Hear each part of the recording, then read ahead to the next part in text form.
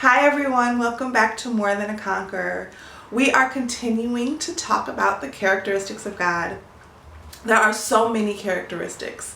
The character of God, man, there's just so many things that we could talk about.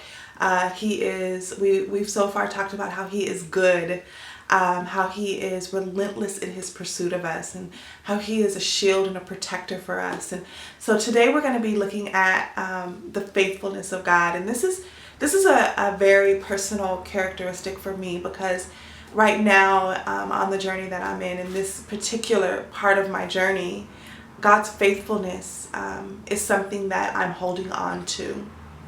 And sometimes when we think of faithfulness, let's think of it in terms of a relationship. When someone is faithful, that means that they're not cheating on us, that they're not betraying us.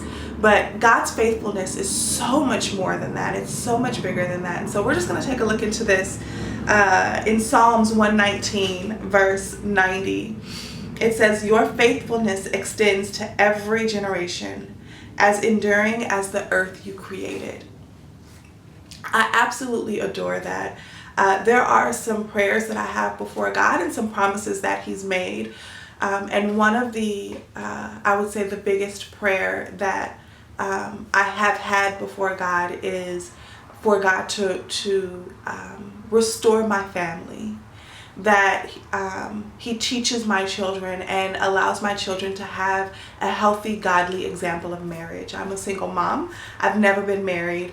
And so my children have never experienced what a godly marriage would look like, what two people who love God and have Him at the center of their marriage, what that looks like. And so that was a prayer of mine. I remember falling out on my floor when I lived in Atlanta about 4 or 5 years ago, falling out on my floor, crying out to God, praying for that. And God responded and promised that my children's path would look very different from mine, and that they would have the example of godliness and marriage and love and family that He intended. And so holding on to that and trusting that God is faithful is a little challenging when you have the expectation that, okay, God, this was the promise that you gave me, but I'm single. I'm not dating. So where is this promise going to come from? And I love God and His faithfulness in the grandness of God and the way that He operates and just how His thoughts are so far above our thoughts. He brought us to LA and put us in a community that where we are surrounded by couples who have taken us in and who have adopted our family and who pour into my children, and they are amazing examples of godly marriage and of family. And so God has answered that prayer far beyond what I could have ever imagined. But even in that, God's faithfulness will still allow me to receive what He has promised as well. And so that's something that I'm still holding on to, and I'm trusting that God will be faithful in His promise to allow me to experience a godly marriage. That's just how good He is.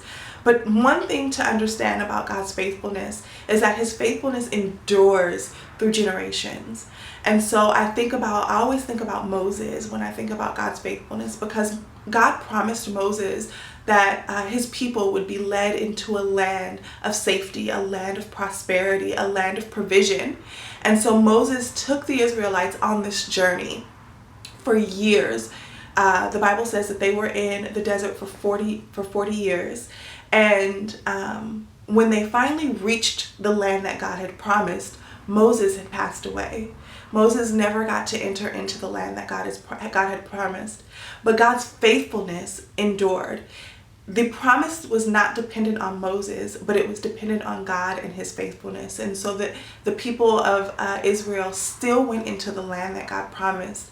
And that is hope for me. That encourages me and inspires me, because there are things that God has promised me that I can trust, that even if I don't make it to the finish line, even if I don't get to see those promises come to pass, the promises of restoring my family, the promises that chains have been broken off of my children, that they will live lives that look completely different from mine, that they won't have to experience the pain and the trauma that I did, that they will know love, that they will know community, that they will know God. Those promises, even if I don't get to see my great grandchildren living out a godly life, or following Jesus, or pursuing people and loving people, even if I don't get to see that, I can trust in God's faithfulness, because I know that my God will not turn back on a promise. He will not turn his back on something that he said he will do. He is faithful to perform it. And so I just want to let you know today that whatever it is that God has promised you, that you can rest assured that it will come to pass. Even if you don't get to see it, his faithfulness and his promises endure from generation to generation to generation. And the promises that he's made specifically to you, and the desires that he's placed in your heart, he is faithful to complete those. God says that he will complete the good work that he started, and he is faithful to do that. And you can trust and rely on his faithfulness. Our eyes will lie to us, our ears will deceive us, but God's faithfulness is something that we can stand on forever and ever and ever.